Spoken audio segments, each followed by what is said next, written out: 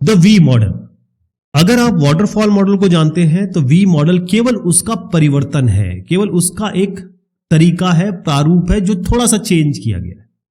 यहां पर क्या होता है, वाटरफॉल मॉडल पे अगर आप साथ में क्वालिटी लगा दें, गुणवत्ता क्वालिटी एश्योरेंस लगा दें, तो वो वी मॉडल बन जाता है। वी मॉडल क्यों कहते हैं इसको? क्योंकि ये वी की तरह दिखाया जाता है, प्रदर्शित किया जाता है। तो वाटरफॉल मॉडल का ही वेरिएशन है, इसी का एक थोड़ा सा परिवर्तन किया हुआ रूप है वी मॉडल। वाटरफॉल मॉडल का थोड़ा सा परिवर्तन किया हुआ है। अब ये काम कैसे करता है, आप फिगर पे ध्यान रखिएगा, है ना। वी मॉडल आपको बताएगा कि हर एक जो आपकी फ्रेमवर्क एक्टिविटी, आपको पता है ढांचागत जो गतिविधियां होती है किसी भी प्रोजेक्ट बनाने में, उसमें शुरुआत में कम्युनिकेशन करते हैं, फिर मॉडलिंग करते हैं। कम्युनिकेशन मतलब बातचीत करते हैं, रिक्वायरमेंट निकालते हैं, फिर उसका डिजाइन बनाते हैं, और उसके बाद धीरे धीरे उसको हम कंस्ट्रक्शन में ले जाते हैं, फिर डिप्लॉय करते हैं, यानी कि लोगों को देते हैं जिनके लिए बनाया है।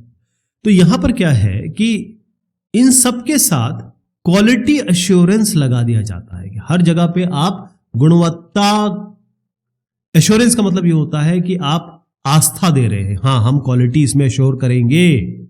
मैं आपको एक तरीके से प्रॉमिस कर रहा हूं कि हाँ मैं एश्योर कर रहा हूं, ठीक है जी। तो अब यहां पर जैसे जैसे ये लेफ्ट साइड बोल रहा हूं मैं, ये राइट साइड, ठीक है जी। ये वी आकार बन रहा है, ऐसे वी। तो जो सॉफ्टवेयर टीम है, जैसे वो यहां से इस तरीके से नीचे आती है, लेफ्ट, ये जो लेफ्ट साइड है उसमें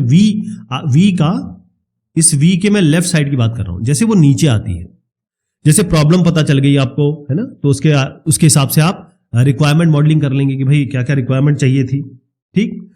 और फिर धीरे धीरे आप और टेक्निकल एस्पेक्ट में जाते हैं कि भाई रिक्वायरमेंट मिल गई, अब इसका आर्किटेक्चरल डिजाइन बनाएंगे, अब इसके कंपोनेंट का डिजाइन बनाएंगे। तो यहां पर अलग अलग चीज यहां पर आने लगती, फिर कोड बनाएंगे इसका, नीचे की तरफ जा रहे हैं। अब आप देखिए, यहां पर आपने कोड जनरेट कर लिया, यानी कि रिक्वायरमेंट आपको मिली, आपने मॉडलिंग की, उसके बाद आपने कंस्ट्रक्शन एक्टिविटी कर ली, यानी कोड जनरेट कर लिया। यहां तक ठीक है। अब जैसे ही ये खत्म हो गया, अब आप ऊपर की तरफ चढ़ेंगे। ऊपर की तरफ कैसे चढ़ेंगे?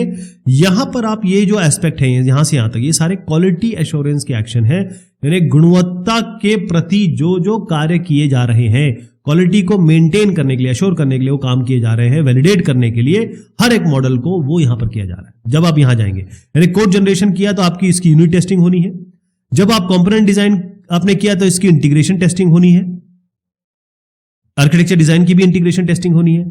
आर्किटेक्चर डिजाइन और रिक्वायरमेंट मॉडलिंग की सिस्टम टेस्टिंग होनी है कि भाई जो काम आपने किया है वाकई में वो रिक्वायरमेंट में मांगा गया था कि नहीं गया था। और फाइनली एक्सेप्टेंस टेस्टिंग होनी है कि जब सब कुछ तैयार हो गया कि क्या यूजर एक्सेप्ट करने को तैयार है इस चीज को, उसके पैरामीटर पे हम फिट बैठ रहे हैं। तो वी मॉडल एक तरीके से वेरिफिकेशन और वैलिडेशन, मतलब वेरिफिकेशन वैलिडेशन का भी इतना, ये इसके आगे मैं डेफिनेशन बताऊंगा आगे की डिस्कशंस में। और फिर केवल इतना समझ लीजिए कि क्वालिटी एश्योरेंस के लिए होता है। तो यहां पर हर एक काम के लिए क्वालिटी जब लगा दी जाती है, हर एक जो वाटरफॉल मॉडल का एक एक एस्पेक्ट है, उस पर जब क्वालिटी लगा दी जाती है या क्वालिटी एश्योरेंस की अलग अलग तकनीकें लगा दी जाती है, वो ये टेस्टिंग होगी अलग अलग, या फिर टेक्निकल रिव्यूज होंगे, जो भी हो सकता है, वो वी मॉडल कहलाता है। तो वी मॉडल आपको यह बताता है कि वेरिफिकेशन और वैलिडेशन क्या होने वाला है शुरुआती दौर में ही वेरिफिकेशन वैलिडेशन की भाई हम इसका मूल्यांकन कर सकें और अनुमोदन कर सकें कि हाँ भाई ये सही चीज है।